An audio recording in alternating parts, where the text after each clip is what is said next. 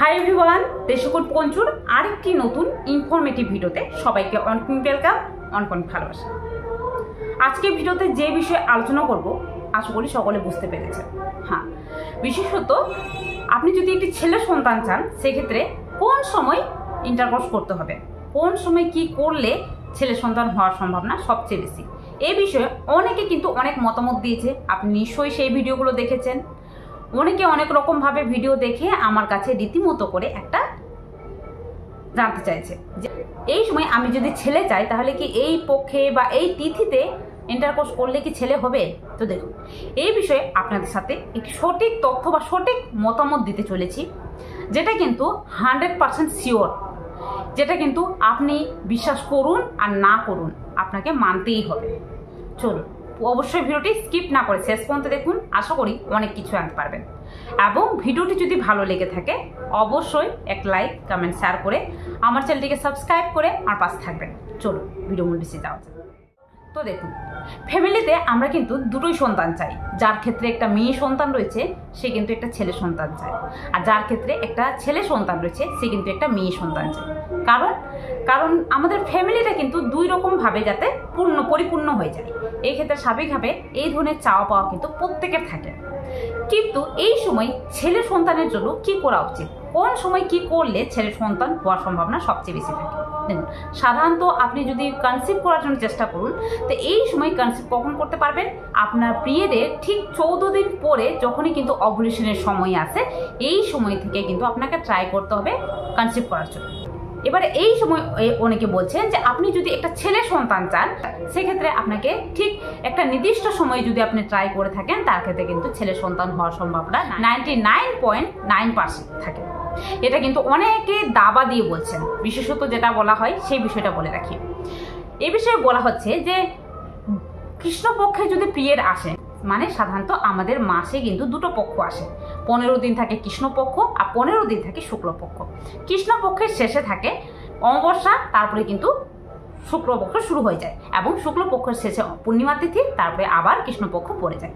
তো এইভাবে করে কিন্তু রাউন্ড অ্যান্ড রাউন্ড হয়, প্রত্যেকটা মাসে দুটো করে তিথি আসে আর পক্ষ কিন্তু দুটো করে আসে। পক্ষ থাকে 15 দিন করে আর তিথি কিন্তু কৃষ্ণপক্ষের শেষে, আবার শুক্লপক্ষ শুরু, আবার শুক্লপক্ষের শেষে পূর্ণিমা তিথি, তারপরে কিন্তু আবার কৃষ্ণপক্ষ পড়ে যায়। তো এইভাবে করে কিন্তু পুরো দিনটা যায়।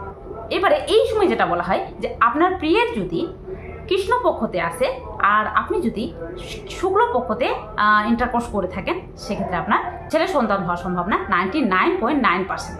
এবারে ঠিক এর উল্টো, যেমন শুক্লপক্ষতে পিরিয়ড আসলে কৃষ্ণপক্ষতে ইন্টারকোর্স করলে তার ক্ষেত্রে মেয়ে সন্তান হওয়ার সম্ভাবনা সবচেয়ে বেশি। এটা কিন্তু অনেকে পুরোপুরি দাবা দিয়ে বলছেন। এই বিষয়ে অনেকে অনেক রকম ভিডিও তৈরি করেছে। এই বিষয়ে আপনাদের কাছে একটি আসল তথ্য দিচ্ছি, এই বিষয়টা ভালো করে বুঝবেন। দেখুন, আপনি একটা ছেলে সন্তান চাইছেন, এবারে স্বাভাবিকভাবে আপনি কিন্তু এই নিয়মটা মেনে চলবেন যে আপনি অমাবস্যা তিথি অথবা কৃষ্ণপক্ষ বা শুক্লপক্ষ বা পূর্ণিমা তিথি এইসব হিসাব করে কিন্তু একটা কনসিভ করার চেষ্টা করবেন। এবারে কনসিভ তো করে গেলেন, কনসিভ করার পরে আপনি ভাবছেন হয়তো এবারে হয়তো আপনার ছেলেই হবে, কিন্তু আপনার সাথে মিলল না। তাহলে ভাবুন, আপনার যে একটা মেয়ে সন্তান হলো, আপনি একটা ছেলে সন্তান চাইছেন, এবারে আপনার একটা মেয়ে সন্তান হয়ে গেল, তার দায় কে নিবে? এবারে মানে সত্যি বলতে গেলে এই জিনিসটা ভাবতেই অবাক লাগছে যে কিছু কিছু মানুষ ভিউজের জন্য কতটা নিচে নামতে পারে। যে এখানে কিন্তু 99.9% বলছে, মানে 1% শুধুমাত্র ছাড়ছে, তার মধ্যে শুধু আপনি পড়বেন। মানে পৃথিবীতে আর এমন মানুষ নেই যে তার ক্ষেত্রে হবে না। এর কিন্তু কোনো রকম 90%ও কোনো রকম সিওরিটি নেই। আপনি এই রকম চিন্তা ভাবনা নিয়ে এমন একটা বড় সিদ্ধান্ত নেবেন না। মানে আপনি একটা বাচ্চা চাইছেন, অনেক কষ্ট করে, হয়তো আপনার 2টো মেয়ে বা 3টে মেয়ে হয়ে গেছে, এবারে আপনি দীর্ঘদিন ধরে চেষ্টা করছেন একটি ছেলে সন্তানের জন্য, এবারে অনেক কষ্ট করে আপনি কিন্তু এবারে ট্রাই করলেন, ঠিক নিয়ম মাফিক একদম সব ডেট বাই ডেট নিয়ম করে কিন্তু একটা ছেলে সন্তানের জন্য ট্রাই করলেন, তারপরেও মেয়ে হয়ে গেল। এবারে যে এই বিষয়টা বলেছিল তারা কি এই বিষয়টা দায় নেবে? আপনার মেয়ে দায় নেবে? নিশ্চয়ই নেবে না। তাহলে এই জিনিসটা একদমই কখনোই মানবেন না। কেন কি, এই জিনিসটা মেনেও কিন্তু অনেকের ক্ষেত্রে ছেলে বা মেয়ে হয়নি। এটা কিন্তু বিশেষত আমাদের এখানে কারো ক্ষেত্রে মিলেনি, এমনকি আমার ক্ষেত্রেও মিলেনি। আমার ক্ষেত্রে পূর্ণিমা তিথিতে পিরিয়ড এসেছে এবং আমার ছেলে হয়েছে। তো কি বলছি, এই জিনিসটা একদমই মানবেন না। দেখুন, এর পরিপ্রেক্ষিতে আপনি একটা কনসেপ্ট করে নিলেন এবং কনসেপ্ট করার পরে যে বেবিটা আপনার সামনে আসলো সেই বেবিটা যদি আপনার মনের মতো না হয়, মানে আপনি ছেলে চাইলেন মেয়ে হলো বা মেয়ে চাইলেন ছেলে হলো, তাহলে তার ভার কে নিবে বলুন? এইসব ভিডিও দেখে নিজেকে একদম মতিভ্রষ্ট করবেন না। এই বিষয়ে আমার কাছে অনেকে জানতে চেয়েছেন, সেক্ষেত্রে আজকে ভিডিওটা করতে বাধ্য হলাম। সেক্ষেত্রে শুক্লপক্ষ, কৃষ্ণপক্ষ, অমাবস্যা তিথি, পূর্ণিমা তিথি বলে কোনো তিথি হয় না বা কোনো নিয়ম হয় না। এক্ষেত্রে যেটা বলবো, আপনি যদি একটা ছেলে সন্তান চান, নিজেকে স্থির করুন, নির্দিষ্ট ডেটে কনসিভ করার চেষ্টা করুন, মানে ওভুলেশন ডেটই ট্রাই করুন। আপনার পিরিয়ডের ঠিক 14 দিন পরে, মানে 10 দিন পরে থেকেই আপনি কনসিভ করার জন্য চেষ্টা করুন। এই সময় কি মনে রাখতে হবে, এই সময় আপনার হাজবেন্ডকে একটু শক্তিশালী হতে হবে, মানে আপনার হাজবেন্ডের যে স্পার্মগুলো রয়েছে সেগুলোকে কিন্তু একটু শক্তিশালী হতে হবে। তার জন্য কি করতে হবে, তার জন্য এই সময় আপনার হাজবেন্ডকে এই সময় প্রোটিন জাতীয় খাবার খেতে হবে। ইন্টারকোর্স করার আগে থেকে, মানে 1 মাস আগে থেকে কিন্তু বিভিন্ন রকম প্রোটিন জাতীয় খাবার খেতে বলুন।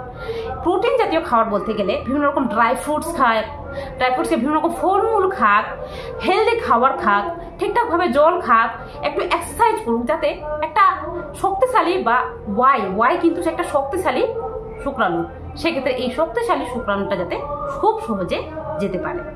এক্ষেত্রে আপনাকে এই সময় এই জিনিসগুলো ফিক্স করে রাখতে হবে এবং ওভুলেশন ডেটে কিন্তু মেনে চলতে হবে।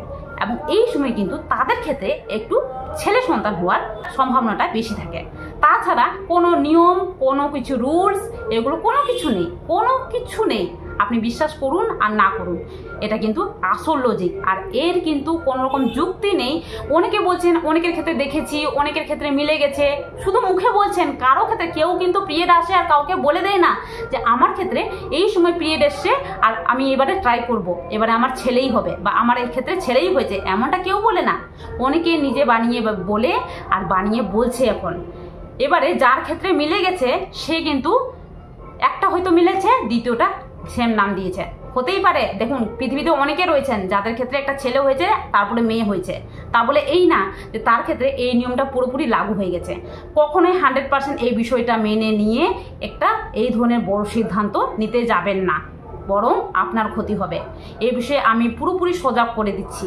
ইউটিউবে এইরকম ভিডিও অনেকে ছেড়েছেন, আমি সত্যিকারই বলছি, একটা লজিক দিয়ে কথা বললাম। আর না বুঝতে পারলে আপনি নিজেই সিদ্ধান্ত নিন যে এই সময় কি করবেন। ডেট, নিয়ম সব কিছু মেনে করুন। ঠাকুরের কৃপায় যদি হয়ে যায় তো ভালো, আর না হলে কাকে বলবেন আপনার দুঃখের কথা বা আপনার কষ্টের কথা, বা যে বাচ্চাটা হলো তার ভার নেওয়ার কথা, কারণ সব কিছু দায়িত্ব আপনাকেই নিতে হবে শেষের দিকে। তো অবশ্যই সব কিছু ভেবে চিনতে তারপরেই পা ফেলবেন। এইরকম তিথি, পক্ষ, এগুলো কোনো নিয়ম হয় না ছেলে সন্তানের জন্য, এটা কিন্তু দীর্ঘদিন ধরে চলে আসছে। অতএব আপনার সবার ক্ষেত্রে মিলে গেলে সবাই কিন্তু এই জিনিসটা চেষ্টা করতো, কিন্তু সবার সাথে মিলে না। কারো ক্ষেত্রে মিলে যেতে পারে, কিন্তু আপনার ক্ষেত্রে 100% মিলে যাবে এটা কিন্তু কখনোই হতে পারে না। 99 তো দূরের কথা, 90% বা 80% মিলার চান্স কিন্তু থাকে না। সেক্ষেত্রে অবশ্যই এই জিনিসটা মাথায় নিয়ে তারপরেই কিন্তু কোনো স্টেপ নেবেন। আশা করি আজকে ভিডিওটা যথেষ্ট বোঝাতে পেরেছি। এরকম ভিডিও দেখে কোনো মতেই নিজেকে মতিভ্রষ্ট করবেন না। কোনো রকম প্রেগনেন্সি রিলেটেড হেল্প লাগলে আমার চ্যানেলে মেম্বারশিপ অন হয়ে গেছে, অবশ্যই জয়েন করতে পারেন। যে কোনো হেল্প আমার সাথে সরাসরি পেতে পারেন। তো অবশ্যই আজকের ভিডিওটি কেমন লাগলো কমেন্ট বক্সে জানাবেন। পারলে ভিডিওটা বেশি বেশি করে শেয়ার করুন, যাতে এই ভিডিওটা নিয়ে অনেকে জানতে পারেন এবং সঠিক তথ্য যাতে বুঝতে পারেন। কারণ এই রকম বড় সিদ্ধান্ত যে কোনো জিনিস কারো মুখ থেকে যে কোনো জিনিস বিশ্বাস করে নিয়ে কখনোই নেওয়া যায় না। বর্তমানে দেখছি এই বিষয়টা নিয়ে এত ঘেমাঘেমি হচ্ছে, সত্যি বলতে গেলে নিজেকে এতটা খারাপ লাগছে যে কিছু মানুষ শুধুমাত্র ভিউজ পাওয়ার জন্য কতটা নিচে নামতে পারে।